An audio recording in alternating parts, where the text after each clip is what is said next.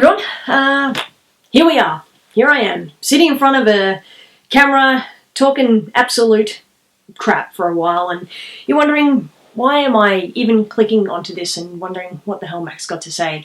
And you know what, I ask myself the same question sometimes, what comes out of my mouth, but the reason I am sitting here talking to the camera is actually for a very self-indulgent video. The reasoning for it is because at the moment I'm kind of feeling quite crowded by a lot of my stuff. I have too much of it, I don't need it all, I'm a very privileged person, and I'm feeling very crowded by it. And I watched, and I've been thinking for some time, and like a lot of people, a number of years ago I watched The Minimalists on Netflix, and definitely kind of started thinking about my items in a different way, and have gone through points where I've gotten rid of a bunch of stuff, but I still feel like I've got too much.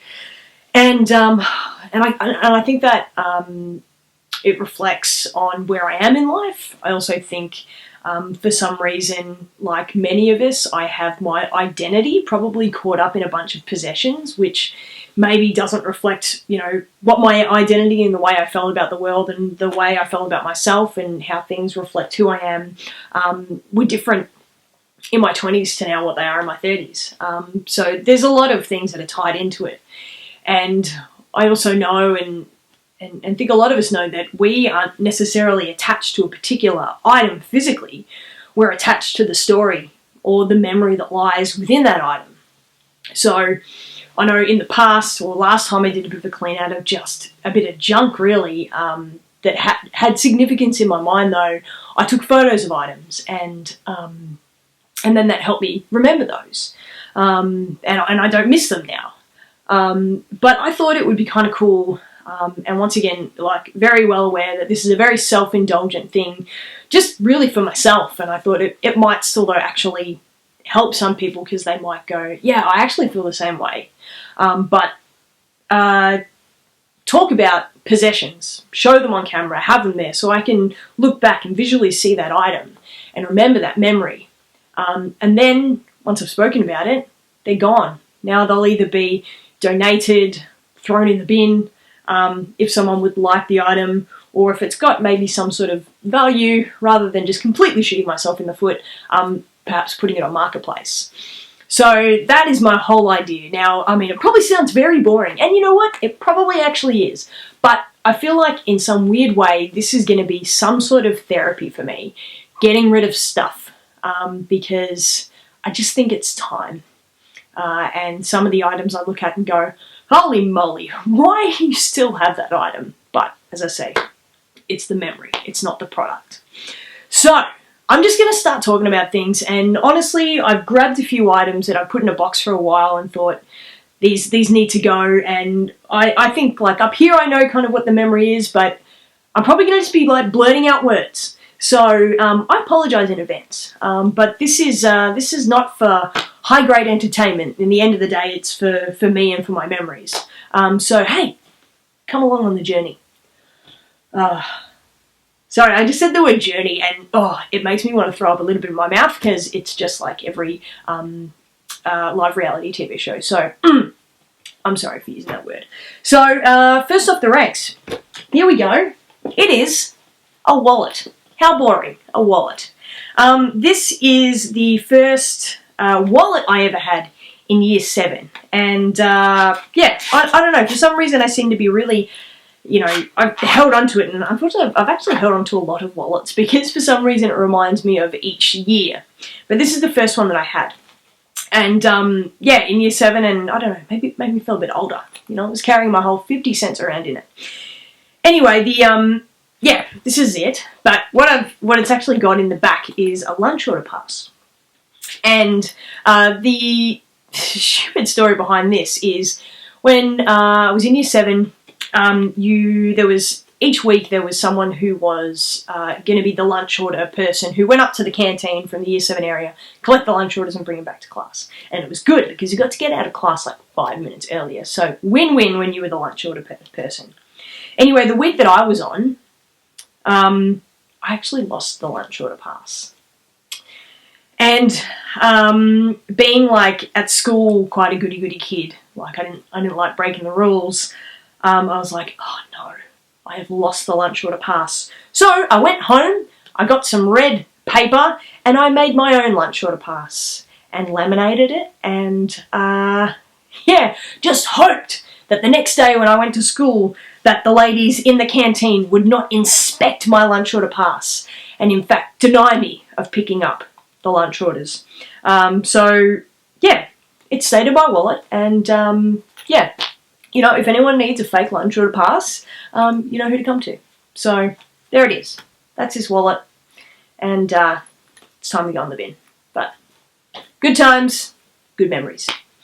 Okay, what else do I have here? All right, got a pair of shoes here, pair of Pumas. Now, I bought these on a trip to America. I don't know, maybe 8 or so years ago.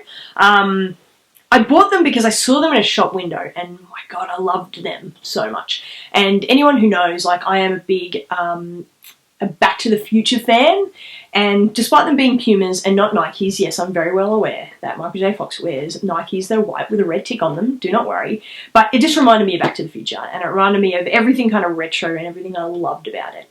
And the fact that they're half a size too small, I just would not let that get in the way of me purchasing them.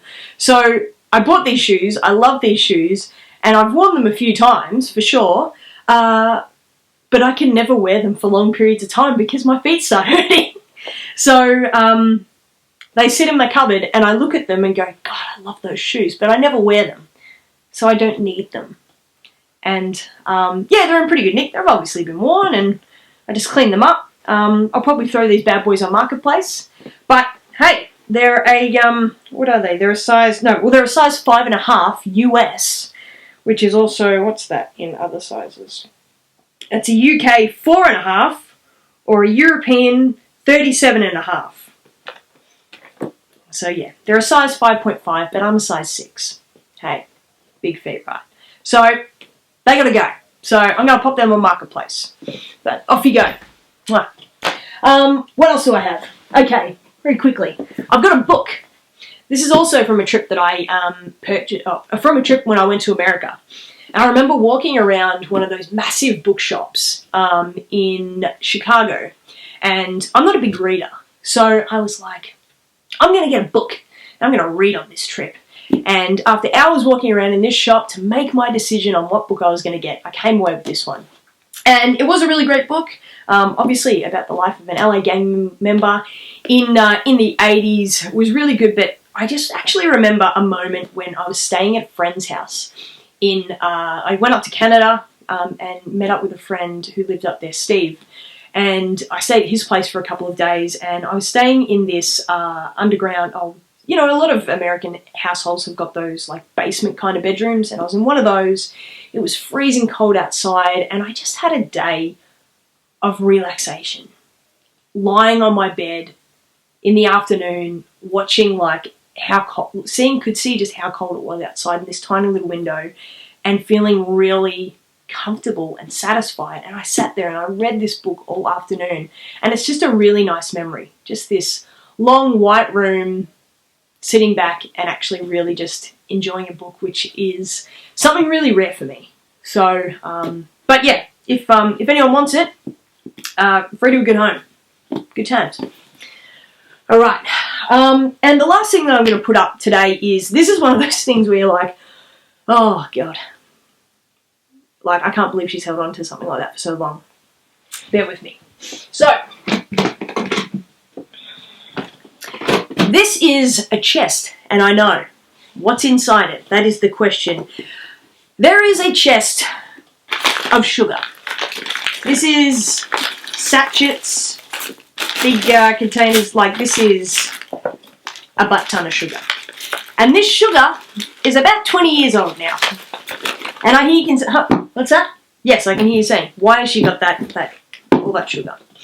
So in year 12, I was in theatre studies, and one of our main things was to help create the school play. And we did a play called Wednesday.